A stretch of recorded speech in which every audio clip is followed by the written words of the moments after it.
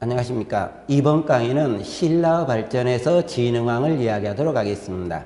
지난 강의에서 이야기했던 게 백제의 발전과 신라의 발전 중에 신라 발전의 법흥왕까지 수업을 했습니다. 그러면 이번에 진흥왕부터 들어가도록 합시다. 자, 신라의 발전이라고 이야기를 하면서 신라의 발전이에요. 결론적으로요.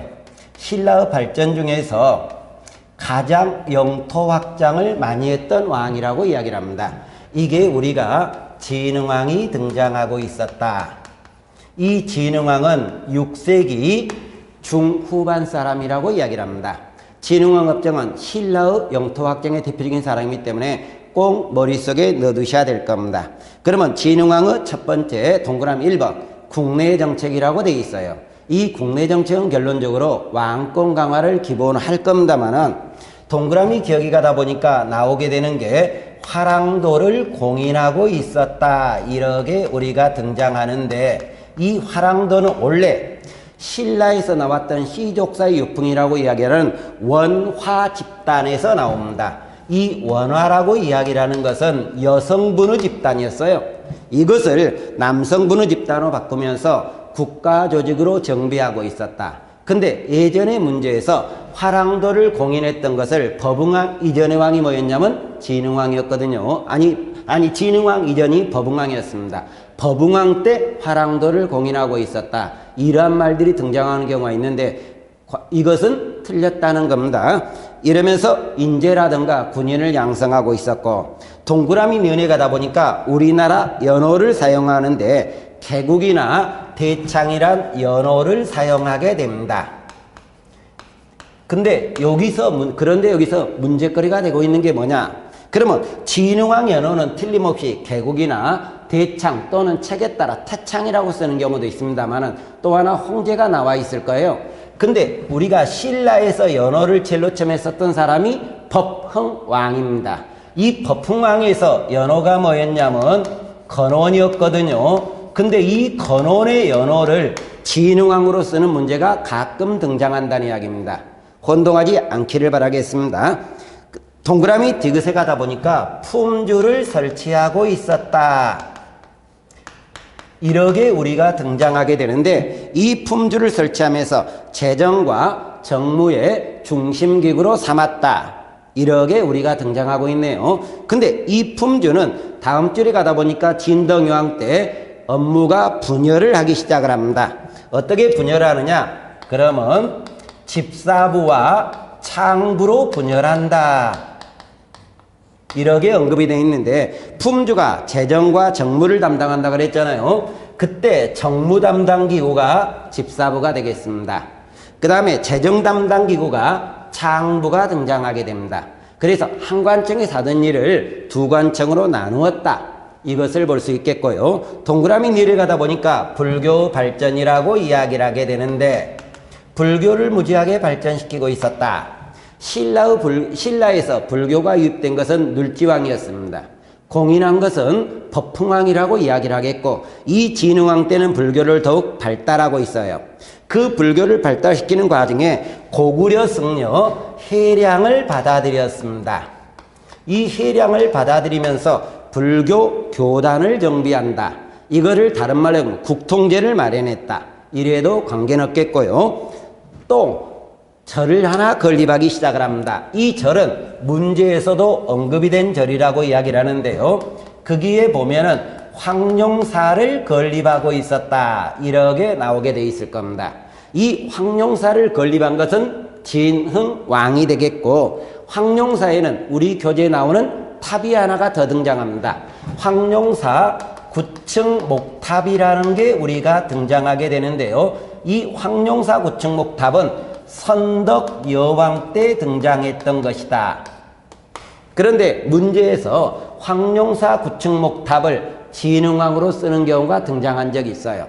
이거 혼동하지 않기를 바란다는 이야기입니다. 동그라미 미음에 가다 보니까 신라의 역사 편찬과 관계되면서 국사를 편찬하고 있습니다. 이 국사는 거칠부가 국사를 편찬하는데 진흥왕이 편찬을 요청하면서 편찬이 된 겁니다.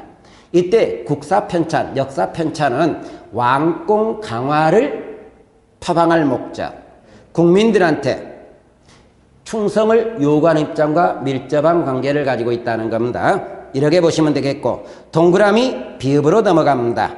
우륵을 받아들이면서 가야 악을 정리하고 있었다. 간단히 가야 금일학에도 관계는 없네요.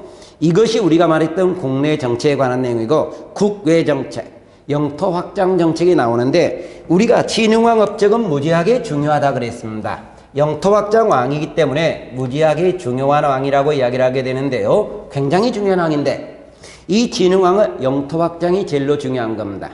그럼 우리가 성왕 때 이야기했던 논리와 같이 어느 정도 중복성을 두게 되는데, 첫 번째, 성왕과 연합을 합니다. 그래서 신라는 한강의 어디를 장악했느냐? 한강 상류를 장악하게 되면서 단양 적성비를 건립하고 있었고, 그때 사료로 나오게 되는 게 야이차가 나오면은 단양 적성비와 관련되고 있다, 이렇게 보시라 그랬고, 한강 상류는 신라 거였고 하류는 백제 거로 나눠 먹기 시작을 했을 거예요. 그런데 신라 진흥왕이 약속을 깹니다. 그러면서 한강 하류를 뺏어 먹은 거예요. 이 한강 하류를 뺏어 먹은 게 553년입니다. 한강 상류는 551년이 되겠고, 그러면 553년에 한강 하류를 장악하고 나서 여기에 신주를 설치하게 됩니다. 그러면 백제와 신라와 간의 약속이 깨졌기 때문에 백제 왕이 조금 기분 나쁘게 될 거죠. 그래서 이 백제 왕이 어디를 공격하느냐? 신라를 공격하러 들어갑니다. 그게 관산성을 공격했던 게 554년이에요. 근데 이 관산성 전투에서 신라 성왕이 대패를 하면서 죽어버립니다. 전사를 하는 거죠. 이 전사를 하고 나서 555년에 한강 하류지방에 북한산비를 건립하기 시작을 합니다. 이 북한산비를 건립하고 있다. 근데 이 북한산비를 건립하면서 한강을 완전히 독점을 했는데, 관산성을 공격했던 백제성왕은 혼자 공격한 게 아니라 대가야와 연합해서 공격을 들어갑니다. 그런 결과 신라 진흥왕은 대가야에 대해 굉장히 기분 나쁘게 될 거예요. 이 기분 나쁘다 보니까 대가야를 정벌하는 내용으로 넘어가게 됩니다. 그 결과 대가야 정벌, 대가야 멸망이라고 이야기하는 562년이에요. 근데 이 대가야 멸망과 관계되는 대표적 비석이 창녕비입니다. 근데 창녕비 연도는 561로 돼 있고 대가야 멸망은 562인데, 정확히 말하면 비석이 먼저 나왔고 멸망이 나중인데, 여기 계신 공부한 사람 그거 신경 쓰지 마시기 바랍니다. 두 개를 같이 묶어서 대가야 멸망을 하고 창녕비를 건립했다. 그래도 틀리게 나오는 시험 문제는 없다는 거예요. 그러니까 크게 신경을 안 써도 될 거란 이야기입니다. 그 다음에 신라가 함경도 지방으로 올라가는 거예요. 이 함경도 지방을 점령하면서 마운영비와 황초령비를 건립하기 시작을 합니다. 마운영, 황초령. 그래서 신라는 함경도 지방까지 진출하고 있었다. 그 교재 위에 올라가시다 보면 신라 진흥왕의 영토 확장에 관한 지도가 나오는데, 지금 한강이 누구 거로 되어 있냐면 신라 거로 되어 있어요. 그래서 신라 진흥왕 때 지도인가 보다, 이렇게 언급하시면 되겠고, 지도도 가끔 문제에서 언급이 되니까 신경을 써두시기 바라겠고, 동그라미 3번에 가다 보니까 대외관계가 등장하게 됩니다. 그러면 신라는 한강 상류를 장악했고 한강 하류까지 완전히 장악을 하게 되는 겁니다. 그러면서 하류를 장악하다 보니까 중국과 직접 교류가 가능해요. 이 당시 중국이 남조와 북조로 나눠져 있는데, 이 이전에는 우리가 4세기 말 5세기 초 신라 내무랑 때는 고구려를 통해서 북조와 교류하다가 장성의 남하 정책이 나오면서 백제를 통해서 남조와 교류합니다. 그러니까 신라는 진흥왕이 한강을 장악하기 이전까지는 중국과 직접 교류한 게 아니라 고구려나 백제를 통한 간접적인 교류를 취하다가 신라가 한강하를 장악하면서 중국과 직접 교류한다는 나름대로 긍정적인 면도 갖게 됩니다. 근데 날개 쪽에 잠깐 신라의 한강 장악 의미라는 내용이 등장할 겁니다. 참고적으로 보셔야 됩니다. 동그라미 1번에 가다 보니까 삼국항쟁을 주도하는 계기가 되었다. 이런 말이 등장하게 되는데요. 삼국시대 항쟁의 주도권은 한강을 장악한 것을 이야기합니다. 신라가 한강을 장악했으니까 당연히 주도권 장악은 당연하겠고요. 결론적으로요. 두 번째, 신라가 한강을 장악하고 나서 당항성을 축조합니다. 여기서 잠깐 우리가 삼국시대 중국과 교역의 요충지는 당항성이라고 이야기를 합니다. 이 당항성이라고 이야기를 하는데 이 당항성은 정확히 말하면 신라 진흥왕이 한강을 장하고 나서 쌓은 성입니다. 그러니까 진흥왕 이전에 당항성이 언급될 수는 없습니다. 그러나 우리가 시험 문제에서는 삼국시대 최대 무역항은 어디입니까? 그러면 당항성 이렇게 이야기해도 시험 문제는 맞다는 겁니다. 그것을 고려하는 이야기가 되겠고, 그 다음에 세 번째 동그라미 3번에 가다 보니까 삼국 통일을 위한 인적 기반과 물적 기반을 확보할 수 있었다. 인적 기반이라는 것은 사람을 많이 가질 수 있었다는 이야기고, 물적 기반이라는 것은 생산량이 많았다. 다시 하겠어. 우리나라에서 인구가 많은 것, 현재 입장 인구가 많은 것은 돈입니다. 근데 그 당시는 생산량입니다. 한강의 생산량이 꽤 많았기 때문에 사람이 많았다는 이야기예요. 이래서 세 번째가 되겠고, 네 번째, 신라가 한강을 차지하면서 나제 동맹은 결렬되겠고, 동그라미 다섯 번째, 나중에 결렬되다 보니까 여제 동맹, 고구려와 백제의 동맹으로 넘어가고 있었다. 이러한 언급들이 등장하게 됩니다. 이렇게 보시면 되겠고, 이것이 우리가 말했던 진흥왕의 업적입니다. 그러면 진흥왕 다음에 왕으로 나오는 게 가로 7번에 가다 보니까 우리가 진평왕이라고 되어 있을 겁니다. 이 진평왕이라는 사람은 6세기 후반부터 7세기 전반까지 여러분 책에도 제위기간이 약 50년이 넘어가서 60년 무렵 정도까지 등장하고 있습니다. 그래서 꽤 오래 제위를 존속했던 사람이라고 이야기를 하는데, 첫 번째 동그라미 1번의 동그라미 기억입니다. 관제, 중앙관제 정비하게 되면서 위하부, 조부, 예부, 승부, 영객부 여러 관제를 정비했다. 그러면 관청을 정비했다는 이야기는 다시 말하면 왕권 강화란 이야기를 띠게 돼요. 동그라미 내니까 관제 성격이 인자 정치체제 성격으로 변모됩니다. 정복국가적인 성격에서 정치체제로 변모되고 있었다. 그러니까 정치력이 좀 더 강화됐다는 이야기죠. 동그라미 뒤에서 가니까 불교를 진흥하는 과정에 원광이라는 사람이 중국에 유학도 가고 있었다. 결론은 불교 발달이 되겠죠. 동그라미 뒤에 가니까 연호가 나옵니다. 금복이라고 이야기를 하는데 크게 의미는 안 두셔도 될 것 같고, 동그라미의 대외관계입니다. 고구려 원달, 평강종교의 남편이라고 이야기하는 원달이 나오게 되는데, 이 원달이 신라를 공격하다가 아차산성에서 죽게 됩니다. 동그라미 내내 가니까 수나라에 걸사표를 보내고 있었다. 이 말은 뭐냐면, 다시 원래 신라가 한강을 차지하기 이전에 고구려가 한강을 차지하고 있어요. 근데 고구려가 한강을 처음에는 백제와 신라한테 뺏겼다가 결론은 신라한테 뺏깁니다. 그 결과 고구려는 한강을 회복하기 위해서 어디를 자주 공격하겠습니까? 신라를 공격할 거 아니에요. 그 신라를 공격하는데 이때 고구려는 누구하고 연맹이냐? 백제와 연맹이었던 여제동맹이에요. 그러니까 신라는 고구려 공격을 받고 백제한테 도움을 요청할 수 없기 때문에 이 당시 중국의 나라가 어느 나라냐면 수나라가 통일된 겁니다. 그래서 수나라한테 군사적 도움을 요구하는 걸사표를 보내고 있었다.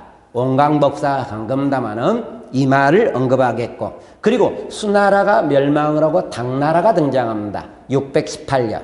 근데 618년인데 그때도 진평왕이 제위하고 있을 때예요.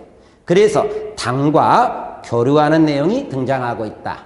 이것을 언급하겠고요. 가로 8번에 가다 보니까 선덕여왕이 등장하게 됩니다. 신라왕으로 선덕 다음에 진덕여왕이 나오게 되는데 여성분의 왕이라고 이야기를 합니다. 우리가 신라에서 선덕여왕과 진덕여왕의 여성계 왕이 등장한 이유는 남성 성골이 소멸됐기 때문에 어쩔 수 없이 여자분만이 왕이 됐다. 이런 이야기를 하게 되는데요. 선덕여왕 때 내용을 보다 보니까 동그라미기에 친당 정책을 했다. 당과 우호적인 정책을 했다. 동그라미 내려가니까 백제의 공격을 받아서 대야성이 함락되는 결과까지 등장하고 있었다. 이때 백제의 왕이 누구냐면 의자왕이라고 이야기를 합니다. 의자왕의 공격을 받아서 대야성이 함락되고 있었다. 지난 강에서 이야기를 했는데 이 대야성이 함락당하는 과정에 대야성주가 김품석이라고 이야기를 하게 되면서 김춘추의 사이라 그랬습니다. 대야성주 부인 딸이 김춘추의 딸인, 부인이 김춘추의 딸인데요. 이 두 분들이 다 여기서 죽어버립니다. 그 결과 신라는 선덕여왕은 김춘추를 어디에 보낸다 그랬냐면 고구려의 군사적동을 보낸다 그랬습니다. 근데 고구려 그 당시 왕이 마지막 왕이었던 보장왕과 권력자 연개소문이 있는데 이 두 분들이 김춘추한테 한강 반환을 요구해요. 책에 따라 중령 이북당을 요구한다고 하는 경우도 있는 겁니다만은 반환을 요구하는데 김춘추가 반환할 능력 있는 사람이 아니에요. 반환 능력 있는 사람 아니기 때문에 못 돌려주는 거니까 이 고구려 군사중이 실패한 거고, 실패하니까 이제 김춘추가 다시 어디로 가냐? 당으로 군사적 도움으로 넘어가는 겁니다. 이 당의 군사적 도움을 요구한다는 게 동그라미 다에 들어가 있는 겁니다. 이러고 동그라미 가니까 불교 정책이에요. 황룡사 9층 목탑을 설군다고 이야기를 하는데 누구의 건이라고 했냐면 자장의 건이라고 그랬습니다. 잠깐 다시 돌아갑시다. 조금 전에 신라 진흥왕 때 불교를 장려하는 과정에 황룡사를 건립한 것은 진흥왕이라고 그랬습니다. 그런데 황룡사 9층 목탑을 세운 것은 뭐라 그랬습니까? 선덕여왕이라 그랬죠. 혼동하지 마시라 그랬어요. 기출문제기도 한다 그랬습니다. 동그라미 내내 분황사와 첨성대를 건립하고 있다. 그러나 이 선덕여왕은 비담의 난으로 이 여왕분이 죽어버립니다. 비담의 난으로 죽게 되는 배경을 잠깐 이야기하면, 자, 중국의 도움을 요청하다 보니까 중국에서 중국 왕이 황제라고 이야기하는데 황제가 했던 말이 있습니다. 한문을 쓰고 바로 지어버리겠습니다만 신라왕이 여자분이 왕이다 보니까 중국 황제가 뭐라고 이야기를 하느냐, 너그 나라는 여자분이 왕이기 때문에 능히 선한 이치를 행할 수 없다. 여주는 능히 하지 못한다. 무엇을? 선일을. 올바른 영 잘하지 못한다. 그러기 때문에 고구려나 백제가 자주 공격하는 거고, 그 결과 신라가 이런 공격을 안 당하기 위해서는 여자분을 내쫓고 당나라에서 남자분을 보낼 거니까 이 남자분을 왕으로 만들면은 여주가 아니기 때문에 다른 나라가 쉽게 말하면 깔보지 않는다는 이야기예요. 깔보지 않으니까 결론은 공격이 약할 거다. 이기에 어느 정도 동조를 했던 비담이 난을 일으켜요. 근데 이 비담의 난을 통해서 선덕여왕분이 죽어버립니다. 선덕여왕분이 죽어버리는데 이 비담의 난을 진압한 사람이 김춘추와 김유신이 진압을 합니다. 그러니까 이 선덕여왕 이후의 죽음을 계기로 해서 김춘추나 김유신은 굉장히 세력이 확대된다는 이야기예요. 세력이 확대된다. 그 가로 9번 선덕여왕이 죽었으니까 다음에 나오는 가로 9 진덕여왕이라고 이야기를 합니다. 이 진덕여왕이 동그라미 1번 국내 정치라고 이야기를 하는데 기억, 집사부와 창부를 설치하고 있다.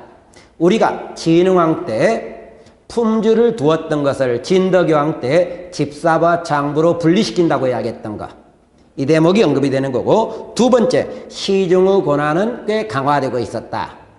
시중은 상대 등을 대체하는 수상이에요.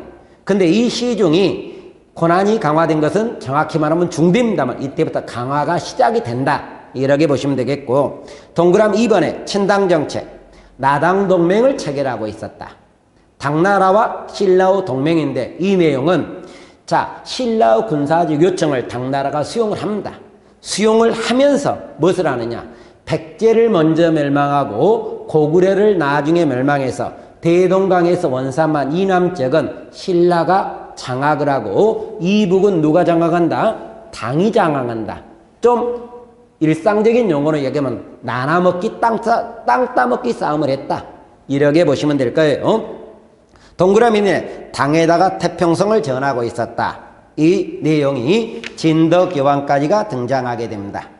그러면 이게 삼국시대 왕들의 업적을 중심으로 이야기를 했고 공사로 들어가기 시작을 합니다. 공사로 들어가다 보니까 우리가 삼국시대에 비석이 등장하게 됩니다. 이 삼국시대 비석은 자주는 나오지 않지만 문제를 낼 때 골짜기로 들어가면 문제가 들어가는 내용입니다. 먼저 고구려 비석. 우리가 고구려 비석으로 나오고 있는 것. 비석이 몇 개가 등장하냐면 2개밖에 안 등장합니다. 그 2개라고 이야기를 하는 게 광개토대왕 비하고 장수왕이 세웠던 중홍고구려비가 있습니다. 근데 이 내용은 광개토대왕 비는 광개토대왕 때 설명을 끝났던 것이고 중홍고구려비도 장수왕 때 설명 끝났던 거예요. 다시 한번 확인한다고 이야기를 하면 이 광개토대왕 비는 광개토대왕의 업적을 기리기 위해서 장수왕이 만든 거고 근데 장수왕의 아버지가 광개토대왕이에요. 그래서 장수왕은 부왕의 업적, 아버지 왕의 업적을 기리해서 만들었던 글씨체로 되어 있는 애서체 글씨체. 그리고 중홍고구려비는 장수왕의 업적과 관련됩니다. 자기 좀 험하게 하면 잘났다. 이래서 비석을 세우는 겁니다.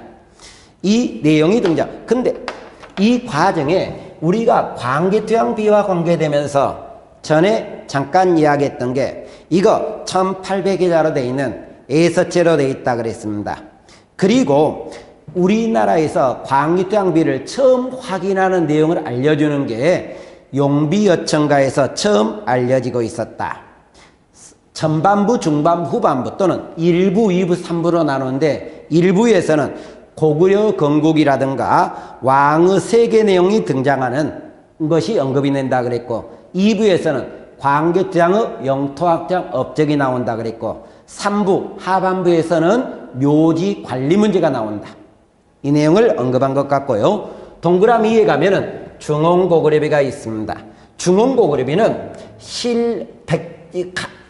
고구려 장수왕이 중원지방을 점령하고 나서 단순하게 할 때는 고구려 왕과 신라왕이 중원지방에서 만나서 중원은 누구의 영토다? 고구려 영토를 확인하는 비석이라 그랬고 그 뒤로 또 하나 보실 게 뭐가 등장하느냐? 고구려 왕을 대왕이라든가 조왕이라고 언급하라고 신라를 동이라고 언급한다. 그러면 고구려는 왕이고 신라는 동쪽 오랑캐. 고구려 잘났다. 그래서 정강에서 이야기할 때 고구려의 천하관이 등장한다. 이 내용을 이야기한 것 같고 또 하나 고구려 왕이 신라 왕이나 귀족한테 의복을 하사했다. 이 의복을 하사했다는 것은 기출문제까지 언급이 됐던 내용입니다. 고려하시면 되겠고 가로 2번에 가다 보니까 백제 비석이 등장하게 됩니다. 우리가 백제 비석이라고 이야기를 하면서 동그라미 1번에 문영왕릉 지석이 등장하게 됩니다. 우리가 문영왕릉 지석이라는 것은 여기서 지석은 뭐냐? 원래 비석은 무덤 밖에 있는 거잖아요. 근데 지석은 무덤 안에 있는 비석입니다. 근데 우리나라 왕들의 비석 왕릉에서 이 비석이 나오면서 지석이 나오면서 어느 왕의 무덤임을 알려주는 삼국시대 무덤들인데 유일한 왕 무덤입니다. 그러니까 왕 무덤을 알 수 있는 것은 정확하지 않은 것은 문영왕밖에 없다는 겁니다. 이것이 발견된 것이 1171년 발견된 겁니다. 발견된 배경을 보다 보니까 그 당시 비가 무지하게 많이 오다 보니까 수로를 빗물이 나가도록 수로를 파는 거예요. 이 파는 과정에 뭔가 돌멩이가 발견된 거예요. 돌이 아닌 벽돌입니다만 발견되니까 이상하니까 계속 판 거예요. 그러다 보니까 이게 무덤이었다는 이야기예요, 결론적으로. 그 무덤인데 지석이 나오면서 문영왕 무덤을 우리가 추정을 할 수 있다. 그런데 우리나라 삼국시대 무덤들이 꽤 많은 도굴이 됐던 무덤입니다. 근데 이 문영왕릉 지석은 도굴이 되지 않았다는 거예요. 도굴이 되지 않았다는 이야기는 많은 유물을 보관한다 못한다 보관하고 있다는 거죠. 이런 내용이 등장하고 있다. 근데 이 지석에는 이 문영왕은 왕의 무덤과 왕비 무덤으로 합장 무덤 형태입니다. 왕의 지석도 있고 왕비 지석도 있어요, 결론적으로. 근데 이 무덤이 문영왕 무덤을 우리가 추정하는 게 이 지석 안에서 을사년이란 간지가 나와요. 근데 이 을사년의 간지가 문영왕의 죽은 연도와 거의 맞물려지고 있다는 거예요.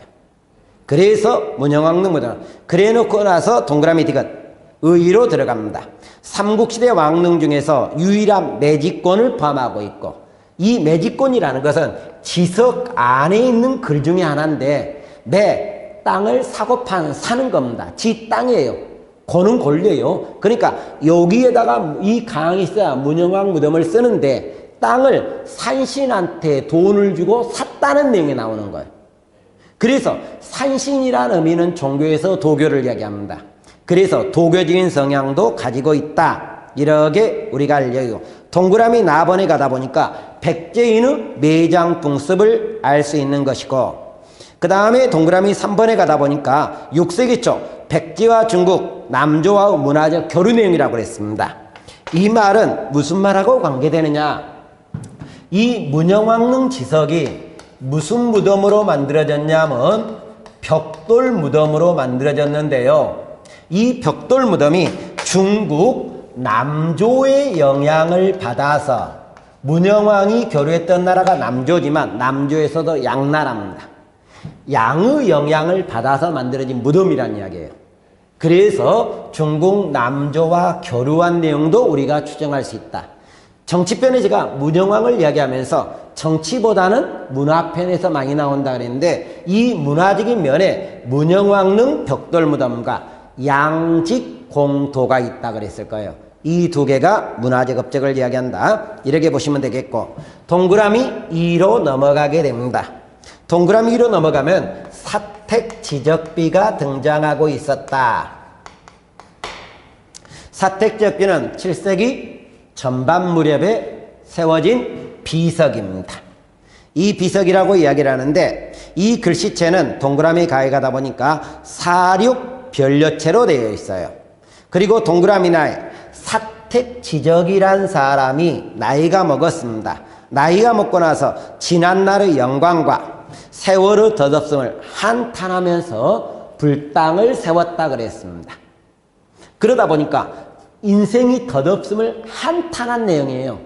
그래서 이것을 가지고 종교적으로 도교적인 의미를 포함하고 있는가 보다. 이렇게 우리가 언급을 하게 됩니다. 가로 3번에 가다 보니까 신라비석이 등장하네요.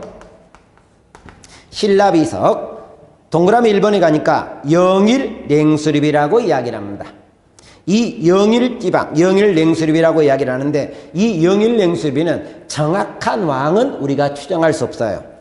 그 바로 뒤에 보다 보니까 눌지왕일 수도 있고 지정왕일 수도 있다.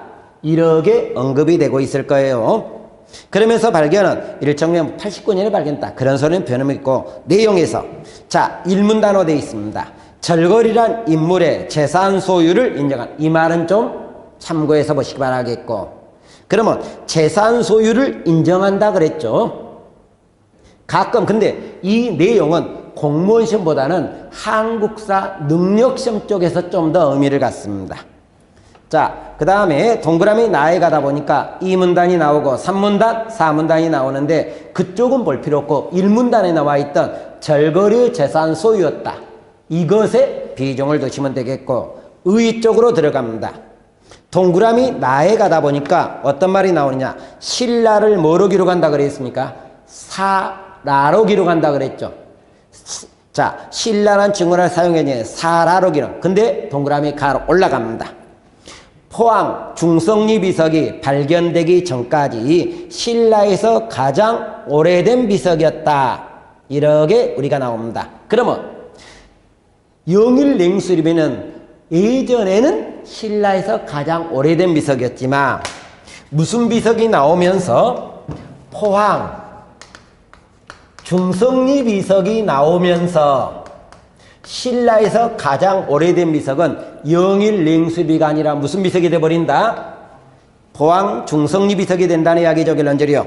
그런데 포항 중성리 비석에 대한 공무원 시험 문제는 안 나오는데 한국사 능력시험에서는 언급이 됩니다. 그러면 포항 중성리 비석에서는 어떤 내용이 기록됐느냐? 거기다 써두시면 되는데 제3분쟁에 관한 내용이 기록됐다. 포항 중성리 비석은 제3분쟁에 관한 내용이 기록됐다. 이 말을 좀 써두시기 바라겠고요. 동그라미 2번에 울진봉평신랍이라고 해야 됩니다. 이 울진봉평신랍이라고 이야기를 하는데 이 신랍에는 가장 단순히 이야기하면 법흥왕 때 율령을 반포했잖아요. 결론적이요. 그래서 율령 반포를 알려주는 비석이 이 비석이다. 이렇게 이야기를 하는데 서서히 세부적으로 이야기를 하기 위해서 내용의 동그라미 나번에 가시기 바랍니다. 자, 두 번째 줄 가다 보니까 이 비가 건립되기 이전에 이미 육부가 있었음을 알려주는 내용이 언급이 되겠고 동그라미 나에 신라 육부란 말이 있죠. 이 육부란 말이 기록되는데 그러면 이 비석이 나온 신라는 어떻게 돼 있다? 육부 존재가 있다. 동그라미 다에 가니까 법흥왕을 탁부 소속으로 이야기를 하고요. 동생을 사탁부 소속으로 이야기를 한다. 그러다 보니까 이 당시까지도 아직 부체제가 존속한다 안 한다? 존속한다. 이것은 공무원 시험 문제에서 기출로 나왔던 문제입니다. 동그라미 나에 갑니다. 이 나의 두 번째 줄 가다 보니까 법흥왕 때 율령이 성법으로 있음을 확인한다. 이 말은 뭐냐면 율령 반포를 알려주는 비석이었다. 그래서 가장 단순하게 이야기한 게 이 라번 쪽을 가장 단순히 이야기한 거고 기출문제에 나왔던 건 다번 굉장히 골짜기 쪽의 문제였다. 이런 고려성을 두는 거고요. 동그라미 3번 단양 적성비가 나오게 됩니다. 이것은 오늘 진흥왕을 이야기하면서 했어요. 자, 앞으로 가면서 잠깐 이야기를 합니다. 신라가 신라 진흥왕과 백제성왕이 연합하면서 한강 상류를 차지한다 그랬습니다. 이 차지하고 나서 여기다 세운 비석이 단양적성비. 이게 내용이에요. 그 중에 가장 중요한 사료가 나올 때 뭐가 나온다? 야이차가 나온다 그랬습니다. 옆에 날개 쪽에 단양적성비라는 사료가 나오는데 첫 번째 줄에 야이차가 언급이 되고 있습니다. 확인하시면 되겠고요. 동그라미 4번 임신서기석이 등장하게 됩니다. 임신서기석. 자, 이것은 화랑이 유교 경전을 3년 만에 독파하겠다. 동그라미 4번에 언급이 됐는데 이때 유교 경전으로 시경, 상서, 예기, 좌전 또는 춘추 좌시전이라는데 이 유교 경전을 3년 만에 독파하겠다. 그러면 화랑이 무슨 공부하겠다? 유교 공부하겠다. 그래서 유교와 관련되는 비석이다. 동그라미 5번 남산 신성비가 있습니다. 남산 신성비는 동그라미 니네 가다 보니까 경주 남산의 신성, 새로운 성을 축조하는 내용을 기록한 비석이다. 그러면서 동그라미 디귿에 가다 보니까 자, 남산 신성을 분담 축조한 책임자 및 책임 분담 내용을 기록하고 있다. 3년 만에 이 성이 무너지면은 그에 대한 책임을 내가 지겠다. 이 내용이 언급이 된 거예요. 결론적으로 세부적으로 이야기를 하면 동그라미 6번 북한산비가 등장하기 시작을 하게 됩니다. 이 북한산비는 동그라미 이면의 두 번째를 끝터리 추사 김정희에서 진흥왕의 순수비로 고증하고 있었다. 이 말이 있어요. 바로 앞에는 원래 북한산비는 누구의 비석이라고 이야기하냐? 잠깐 뒤로 넘어가면서 이야기하도록 합니다. 원래 북한산비는 조선왕조를 개창하면 이성계가 조선왕조를 개창을 합니다. 이때 개창을 할 때 한양을 도성으로 도성으로 건립하는데 커다란 영향을 주었던 사람이 누구라고 이야기를 하느냐? 무학대사란 사람이 있어요. 이 무학대사가 있는데 원래 이 비석은 무학대사 비석이라고 김정희 이전까지는 알고 있었던 거예요. 근데 김정희가 이 비석 내용을 해석을 하면서 누구의 비석으로 그 다음부터 알려지게 됐다? 진흥왕의 비석으로 알려졌다는 이야기예요. 그런데 여기서 진흥왕 순수비라고 이야기를 합니다. 이 순수비라는 것은 무엇을 이야기하느냐? 왕이 이 장소에 간 거예요. 왕의 참관하에서 직접 비석을 세웠다는 거예요. 이게 진흥왕의 순수비인데 진흥왕의 순수비에는 몇 개가 등장하느냐? 진흥왕의 순수비에 가면 북한산비가 등장하게 됩니다. 창녕비가 등장하게 됩니다.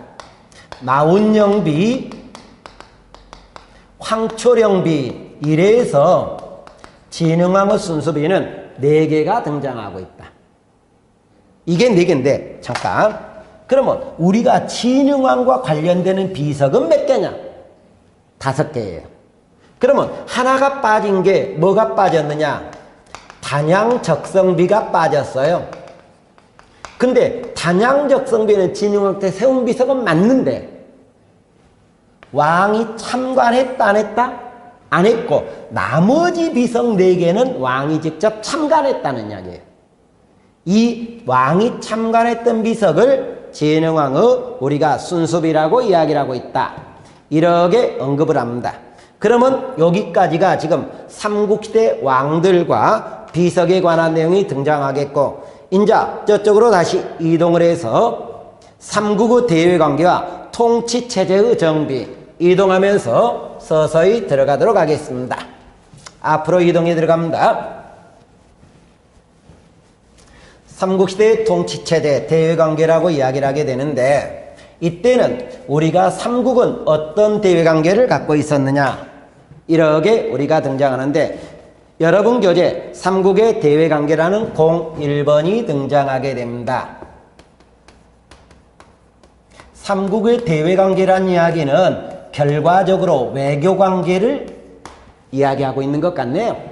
이 외교관계를 이야기하는데 그 밑에 도표가 있습니다. 도표만 보시고 그 페이지를 거의 끝내게 될 겁니다. 그러면 삼국항쟁을 이야기할 때 초기는 빼버리고 1기라든가 2기라든가 3기 이렇게 나와 있습니다. 근데 1기기 3기가 결론은 무엇을 이야기하냐면 한강과 관련되면서 크게 이야기를 하는데 삼국항쟁 1기라고 이야기를 하는 게 백제가 한강을 주도한 시기 일반적으로 몇 세기? 4세기입니다. 2기는 고구려가 항쟁을 주도한 시기 2기입니다.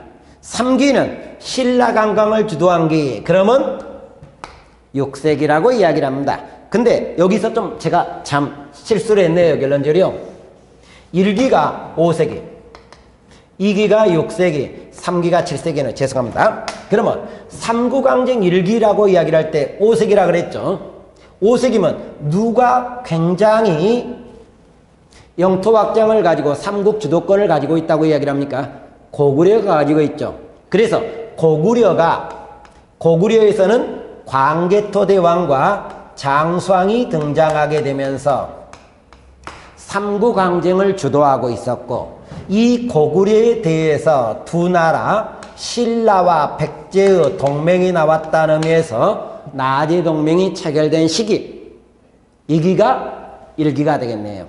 그 다음 2기로 이야기를 하는 게 이때 한강을 차지한 것은 신라입니다. 신라의 어느 왕? 진흥왕이죠.